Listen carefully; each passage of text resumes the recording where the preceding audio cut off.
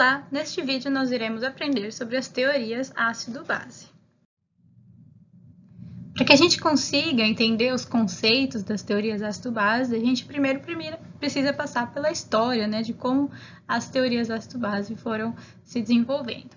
Então, inicialmente, a acidez ou basicidade de um composto eram determinados a partir do gosto amargo ou azedo, Então, eles testavam essa substância a partir da ingestão dessa substância. Então, por motivos de segurança, esse tipo de teste não é feito mais.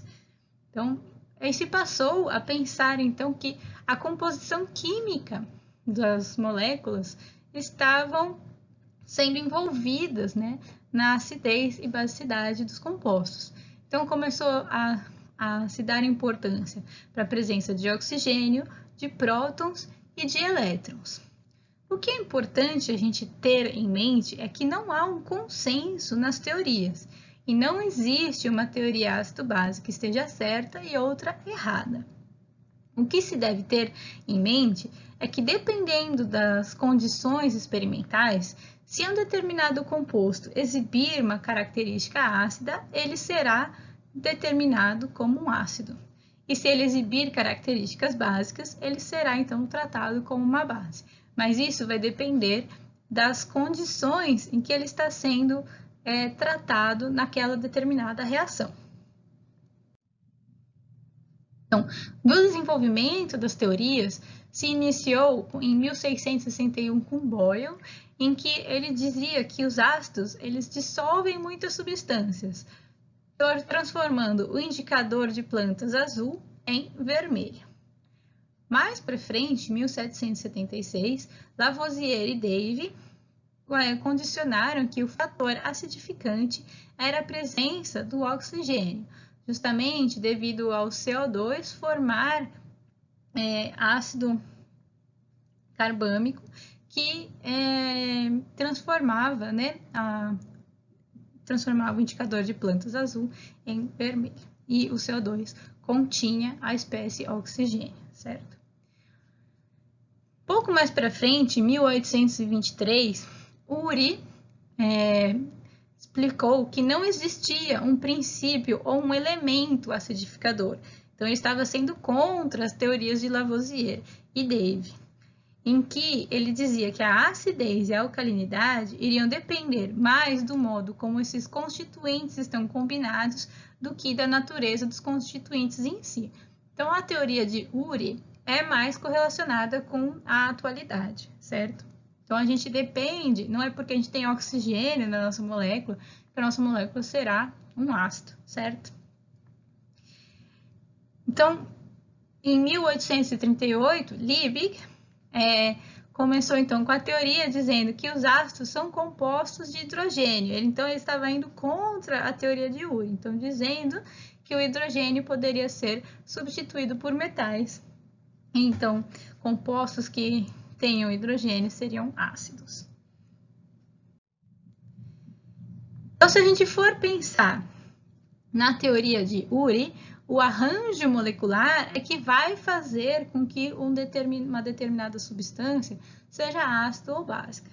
E a partir deste pensamento inicial de Urey, surgiram diversas teorias, como a teoria do sistema de solventes, a teoria de Lewis, a teoria de Usanovich e a teoria de orbitais de fronteira.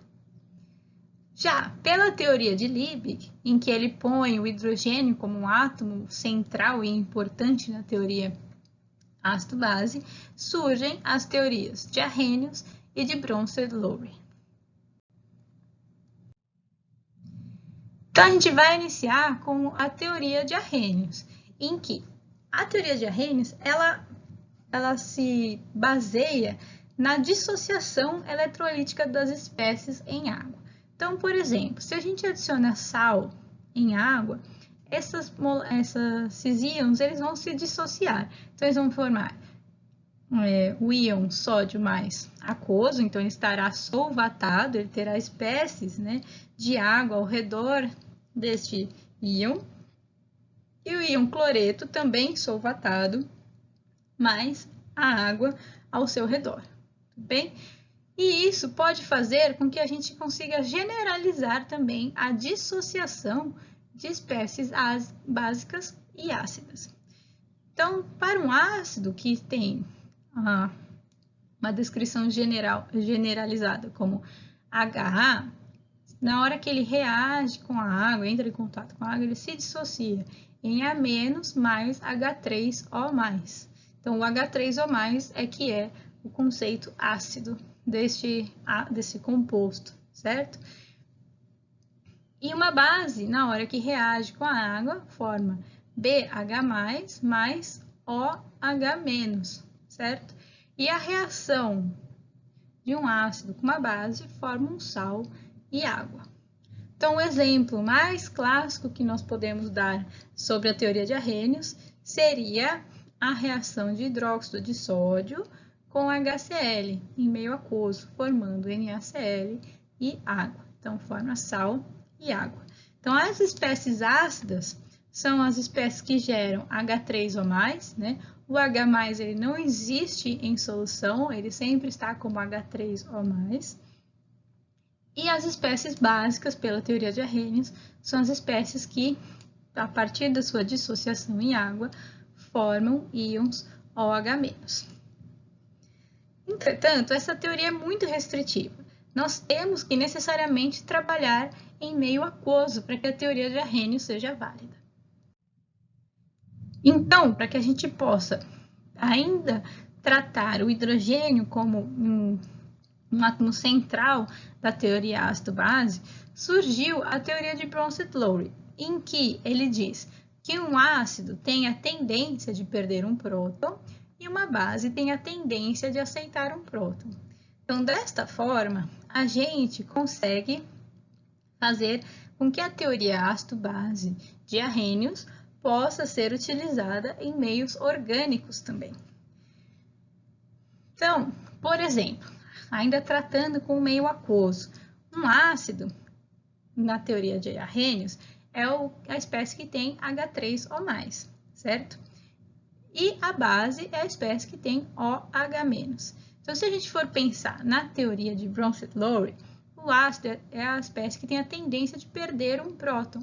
Então, na hora que ocorre a reação de um ácido com a base, o H3O+ vai perder este próton, formando água, e o OH- tem a tendência de aceitar um próton. Então, ele aceita esse próton deste ácido, formando água, certo? Então, a teoria de Arrhenius, ela se encaixa dentro da teoria de Bronsted-Lowry. E, quando a gente reage, né, um ácido do lado esquerdo da nossa seta da reação, do lado direito a gente forma uma base conjugada. E a base do lado esquerdo da seta, quando ela reage, ela forma um ácido conjugado.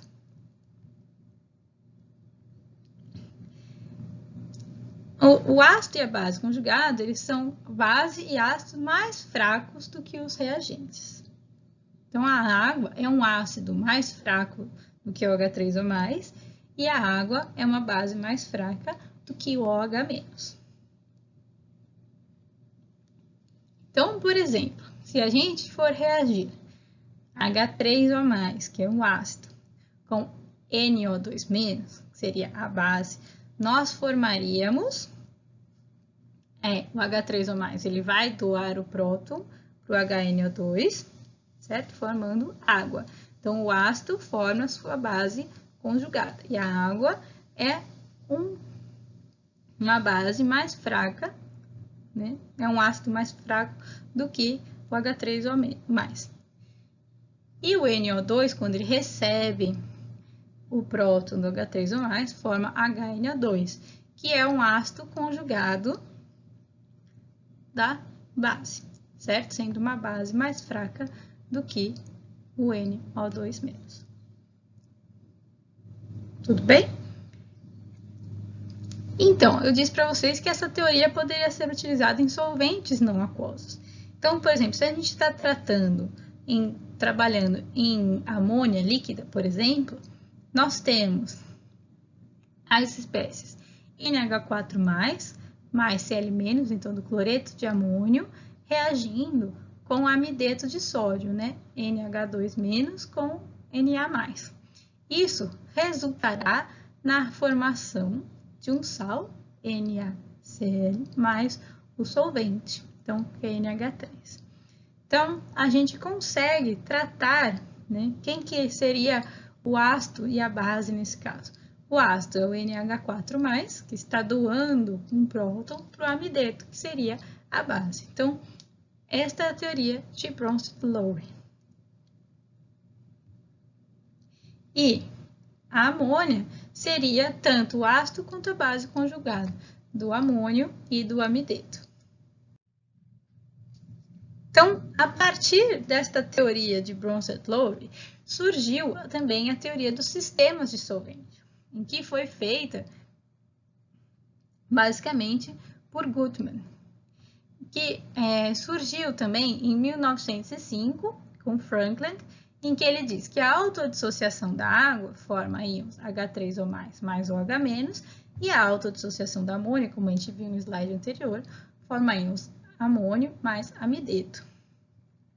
Então, sabendo que ácidos e bases em amônio se neutralizam da mesma maneira que as soluções aquosas o fazem, se a gente trabalhar com espécies desse tipo, por exemplo, OH3Cl mais NaOH, nós teremos a formação de sal e água, certo? E em amônia, a mesma coisa aconteceria com cloreto de amônio mais NH2, formando sal e o solvente, certo? Então, a teoria de sistema de solventes é a teoria ácido-base, que faz com que o solvente também tenha propriedades ácido e base, da mesma forma, de uma forma análoga, como a teoria de Arrhenius. E Guttmann, eles propôs, né? E os sistemas apróticos, porque a amônia e a água são sistemas próticos, né? Ele queria saber se os sistemas apróticos também poderiam ser utilizados nessa teoria de sistema de solventes. Então, por exemplo, se a gente tratar da autodissociação do trifluoreto de bromo, a gente teria a formação do BrF2+, e do BrF4-. E um ácido seria a espécie que aumenta a concentração de cátion, e a base seria a espécie que aumenta a concentração de ânion. Então, por exemplo, a reação de SbF5 com BrF3 forma BrF2+, mais SbF6-. E o BrF2+, é um cátion, é o cátion da autodissociação do BrF3, certo? Então, o SbF5 seria considerado um ácido pela teoria de sistemas solventes, pois ele aumenta a concentração de cátion nesta solução. Já o fluoreto de potássio, ele favorece a formação do ânion, então ele atuaria como uma base. Este mesmo pensamento pode ser expandido para diferentes solventes, então ácido sulfúrico, ácido fluorídrico, ácido acético, amônia, acetonitrila, SO2 e BrF3. Então, a gente sempre tem a formação de um cátion e de um ânion, e a gente, então, considera espécies que formam cátion na reação são ácidos e as espécies que formam ânion são bases. Então, todos esses sistemas aqui, que são esses 1, 2, 3, 4, 5 sistemas, são sistemas próticos. E esses dois sistemas aqui são os sistemas apróticos. Então, se a gente for comparar esses três sistemas, a teoria de Arrhenius, ela trata no sistema aquoso, com a dissociação da água, formando H3 ou mais e OH-. A teoria de Bronsted-Lowry pode ser tratada tanto para o sistema aquoso quanto para um sistema orgânico, em que ela diz que há a doação ou recepção do íon H+. E, a partir da teoria de Bronsted-Lowry, se pode expandir para um sistema de solventes, em que qualquer solvente pode fazer a autodissociação, formando um cátion e um ânion. Então, por exemplo, a teoria de Arrhenius, na reação de um ácido com uma base, forma sal e água. Para a teoria de Bronsted-Lowry, a reação de um ácido 1 com a base 1 forma o ácido 2 com a base 2. São o ácido e a base conjugados. E para a teoria de sistema de solventes, nós temos a reação do ácido com a base formando o solvente. A próxima teoria seria a teoria de Lewis, em que ela diz que a propriedade comum de ácidos é que elas são moléculas aceptoras. E a propriedade comum de bases são que elas são moléculas doadoras. Mas elas são aceptoras e doadoras de quê? De pares de elétrons. Então, por exemplo, se a gente for fazer uma reação de BF3 com amônia, a amônia doa o par de elétrons para o BF3. Então, a amônia, como ela é uma espécie doadora, ela atua como uma base, enquanto que o BF3, que é uma molécula aceptora, ela atua como um ácido. Então, pela teoria de Lewis, a gente faz essa reação de doação e recepção de par de elétrons, formando então uma nova ligação que se chama aduto.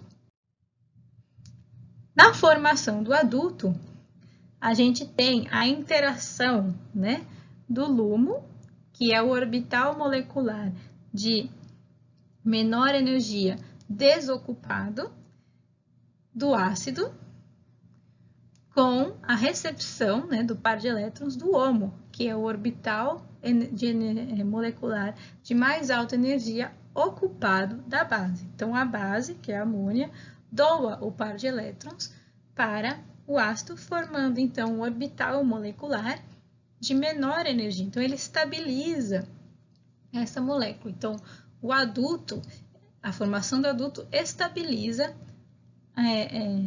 as duas moléculas, certo? Então, ele diminui a energia do sistema. E a gente consegue, então, verificar que há uma redistribuição da densidade eletrônica desse sistema. Por exemplo, aqui no BF3, nós tínhamos um orbital P bastante disponível, né? Aqui na direção Z da nossa molécula. E na amônia, nós também temos aqui um orbital sp3 com o par de elétrons, que na hora que eles se ligam, há uma redistribuição destes elétrons, tá vendo? Então, nós temos uma maior densidade eletrônica aqui entre o boro e o nitrogênio, e aqui também abaixo do nitrogênio, que seria devido aos orbitais do hidrogênio. A formação de um aduto também explica a formação de compostos de coordenação. Então, os ligantes, o que são os ligantes? São espécies doadoras de pares de elétrons. E os metais atuam, então, como um ácido. Então, a formação de um composto de coordenação nada mais é do que uma reação ácido-base de Lewis. Uma próxima teoria que eu gostaria de mostrar para vocês é a teoria de Usanovich, em que ela é uma teoria que generaliza a teoria ácido-base. Ela diz que um ácido é qualquer espécie que aceite uma espécie negativa ou doe espécies positivas. E uma base é qualquer espécie que aceite uma espécie positiva ou doe espécies negativas. Então, por exemplo, se nós temos uma reação de Na2O com SO3, nós formaremos o sulfato de sódio. Neste caso, nós estamos trocando íons oxigênio, certo? Então, quem está doando espécies negativas, que no caso seria aqui o peróxido de sódio, está atuando como base, e quem está recebendo a espécie negativa atua como um ácido. O problema dessa teoria de Usanovich é que reações redox poderiam ser tratadas como reações ácido-base. Então, nessa teoria de Usanovich, se diz que as reações redox são um caso especial de uma reação ácido-base, em que nós temos, por exemplo, o sódio atuando como uma base, pois ele aceita um elétron do cloro, certo? Formando então o NaCl. Mas as críticas acerca das reações redox, elas devem ser analisadas de maneira cuidadosa, pois se a gente for pensar na oxidação da piridina, nós veremos que há a reação de fato, formação de um adulto. Então, daria para a gente tratar uma reação redox como uma teoria ácido-base.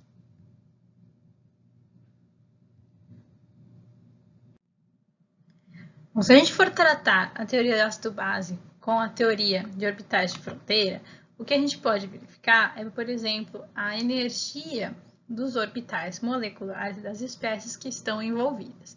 Então, por exemplo, na reação do NH da amônia com o H+ para formar o amônio, nós podemos interagir os orbitais LUMO do H+, com o orbital HOMO do NH3+, para observar a formação do íon amônio, que estabiliza, então, essa molécula. E quando a gente parte para essa observação da energia dos orbitais de fronteira, a gente consegue verificar que tipo de teoria ácido-base nós estamos tratando. Então, por exemplo, na reação da água com diferentes espécies, como por exemplo cálcio, cloreto, magnésio ou flúor, a gente consegue determinar o que está ocorrendo.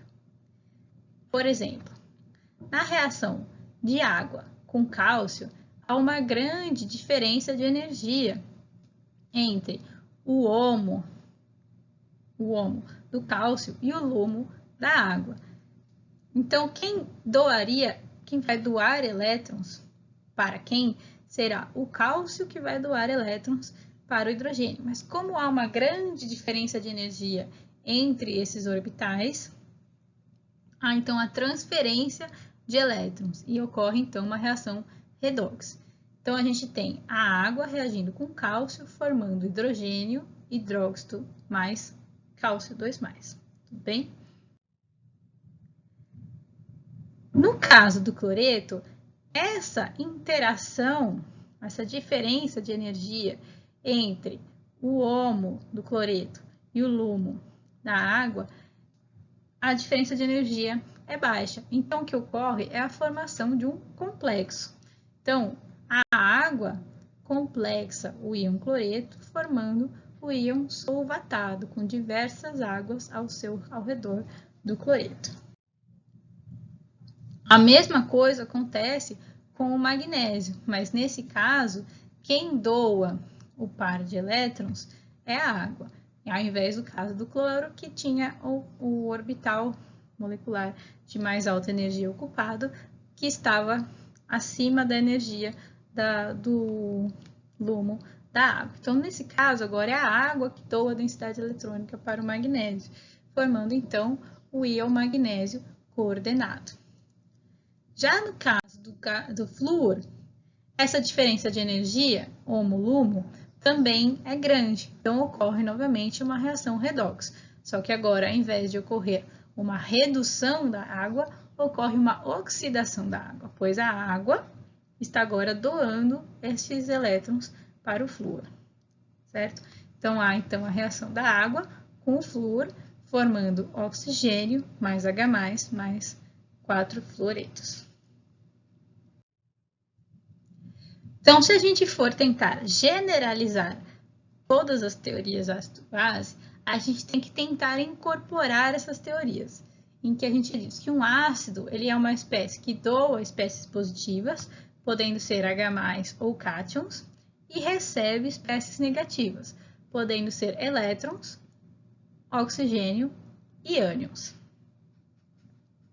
Já uma base é uma espécie que doa espécies negativas, podendo ser elétrons, oxigênio e ânions, e recebe espécies positivas, podendo ser H+, ou cátions.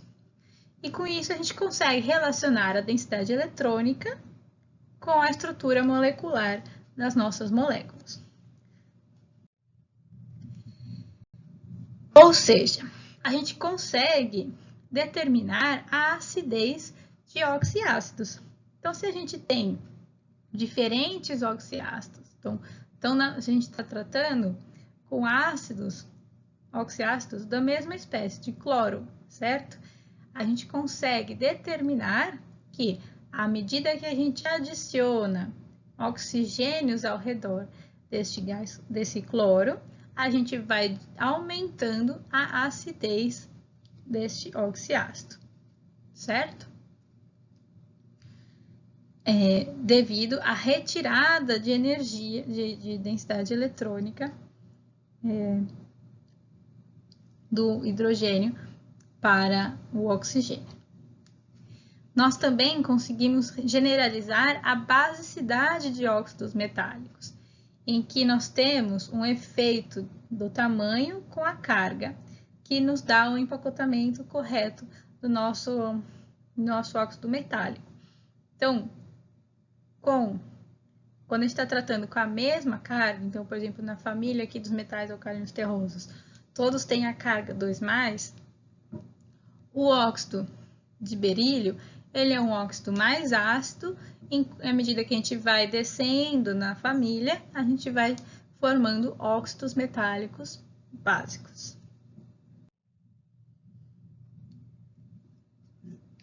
Quando a gente também verifica a hidratação ou a hidrólise, né, desses compostos, a gente verifica que íons pequenos e de carga elevada têm uma energia de hidratação muito grande. Então, eles acabam sofrendo hidrólise. Então, íons de carga 1+, eles são bastante solvatados, né?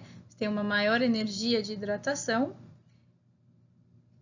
E os íons de carga 2+, também têm uma maior energia de hidratação do que os íons de carga 1+. Já os íons de carga 3+, acabam sofrendo hidrólise. A gente consegue também relacionar a basicidade de aminas substituídas em água, né? Então, por exemplo, se a gente tem a amônia com o trifluoreto de nitrogênio ou hidroxilamina, nós verificamos que, dependendo de como a gente retira a densidade eletrônica desse orbital sp3, a gente tem um maior efeito indutivo, né, para a amônia. Então, os hidrogênios doam densidade eletrônica para o nitrogênio, favorecendo uma maior densidade eletrônica para o orbital sp3. Então, a gente consegue ter uma maior basicidade de acordo com a indução de densidade eletrônica nesse orbital sp3, certo? Quando a gente diminui a densidade eletrônica, a gente diminui a basicidade. E quando a gente verifica, né, a grandeza, né, de basicidade, a gente verifica, por exemplo, que a amônia ela é menos básica do que aminas secundárias e do que aminas primárias e aminas secundárias, só que aminas terciárias têm uma basicidade menor do que aminas secundárias. E aí você pensa, por quê? Bom, porque se a gente for observar as posições de solvatação, a gente vai verificar que quanto maior a solvatação dessa amina, maior vai ser a basicidade. Então, a gente consegue solvatar melhor aminas secundárias e aminas primárias e aminas secundárias pelo hidrogênio do que aminas terciárias. Então, com isso, as aminas terciárias não são bases tão boas quanto as aminas primárias e secundárias. Nós também temos dentro das aminas o efeito estérico, que pode ser tratado como uma força frontal ou F-strain, uma força posterior, como base strain, ou força interna, como E-strain. Então, por exemplo, o impedimento estérico, ele vai nos dizer qual que é a basicidade também desse composto, certo? Então, aminas com grandes cadeias têm um grande impedimento estérico. Isso faz com que os orbitais sp3 tetraédricos sofram uma força posterior, né? Então, eles vão se desdobrar e então a gente aumenta o caráter P destes orbitais e acaba diminuindo a basicidade dessas aminas. A mesma coisa acontece quando a gente observa a hibridização, né, dessas aminas, que a gente tem a habilidade de sobreposição e eletronegatividade, então, que são as forças internas. Então, aminas com anéis cíclicos maiores são mais básicas do que aminas em anéis pequenos, justamente por causa dessa distorção do orbital sp3, que tem que ser tetraédrico e acaba ficando difícil dele ficar nessa geometria quanto menor for o ciclo. Quando a gente está querendo tratar de medidas da força ácido-base, por exemplo, quando a gente está tratando com solventes próticos, a gente trata então com a teoria de Bronsted-Lowry e verifica o equilíbrio dessas espécies em solução. A gente pode também tratar com o pKa, que dá uma estimativa da força, mas ela não consegue comparar ácidos fortes, apenas ácidos fracos. A gente também pode quantificar a força de um ácido ou de uma base a partir da entalpia de reação ou a partir da equação de Draghi e Weyland, que nos diz, né, que a entalpia de uma reação é igual à interação eletrostática de um ácido e de uma base mais a interação covalente de um ácido e de uma base. Então, esses dados, né, Ca, Cb, Ea e Eb, são tabelados. E quanto menor for a entalpia, mais forte vai ser o ácido ou a base que a gente está tratando, com reações comparativas, né? A gente consegue comparar diferentes reações. Então, por exemplo, se eu quero saber qual dessas reações aqui, qual desses é um ácido mais forte, se é o éter ou tioéter, a gente pode, então, tratar com esta equação de Draghi-Weyland. Então, a gente sabe que a gente tem aqui o EA vezes o EB, mais o Ca vezes o CB. Então, a diferença, né, da basicidade das espécies, tanto para a ligação eletrostática quanto para a ligação covalente, vai nos dizer qual que vai ser mais ácido ou mais básico. Então, a gente tem para os padrões tabelados, né, E e C. Então, para trietilamina, o E é 0,99. Então, a gente coloca 0,99 na equação, 0,99, vezes, para o éter, vezes 0,96. 0,99 vezes 0,96 dá 0,95, mais 11 vezes 11,1 vezes 3,25.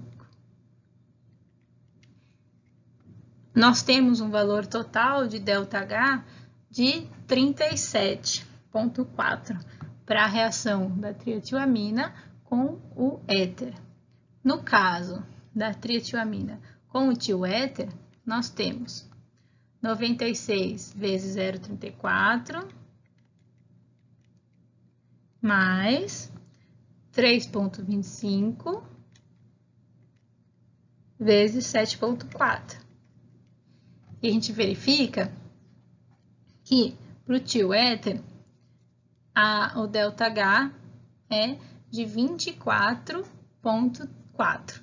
Então, o ΔH com o éter é maior do que para o tioéter, sendo então a reação com o éter mais favorável. Isso nos diz sobre a interação, né, de ácidos e bases duros e moles. Então, aqui a gente chega na teoria de Pearson, que nós temos aqui um ácido duro ou uma base dura, eles são difíceis de polarizar. O que quer dizer isso? Na hora que a gente coloca um campo elétrico, a nuvem eletrônica desse ácido ou dessa base se distorce apenas um pouco, enquanto um ácido mole ou uma base mole, na hora que a gente coloca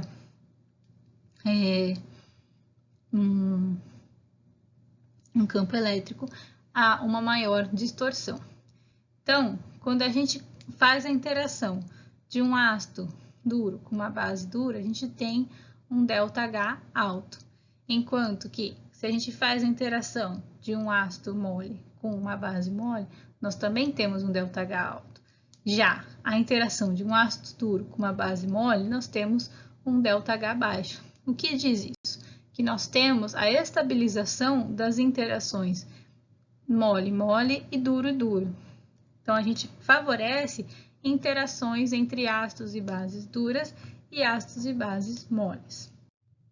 E o que são ácidos e bases duros e moles? Então, a gente também tem isso tabelado. As bases duras costumam ser pequenas e pouco polarizáveis, enquanto que as bases moles costumam ser grandes, como por exemplo o iodeto, e bastante polarizáveis. Então, nós temos, por exemplo, fluoreto, é uma base dura, uma base intermediária, um brometo, e uma base mole, é o iodeto. No caso de ácidos duros, nós temos, por exemplo, lítio, que é pequeno, né, um cátion pequeno. No ácido intermediário, nós temos, por exemplo, ferro 2+, e ácidos moles, nós temos, por exemplo, tálio+, que é um metal também, mas um metal grande. Então, por exemplo, se a gente tem um óxido de zinco, que tem uma interação mole-duro, reagindo com o organolítio, que é uma interação duro do lítio com a parte orgânica, que é mole, nós podemos prever que nós vamos ter uma reação formando, então, uma interação mole-mole, né, do zinco com a parte orgânica, formando, então, o óxido de lítio, que temos lá, então, interação duro-duro, mostrando, então, que a gente consegue prever para que lado essa reação vai. Então, para finalizar esta aula, eu gostaria de voltar neste slide, em que a gente consegue verificar que, quando a gente está pensando no hidrogênio, a gente tem as teorias de Arrhenius e de Bronsted-Lowry, e quando a gente está pensando no arranjo molecular, a gente pode tratar com teoria de sistema de solventes, teoria de Lewis e teoria principalmente de Pearson, que é a teoria ácido-base duro e mole, certo? A teoria de Usanovich e a teoria de orbitais de fronteira, vocês, no momento que vocês estão tratando atualmente na matéria, não vão precisar se preocupar, por enquanto, tá certo? Então, até mais e tchau!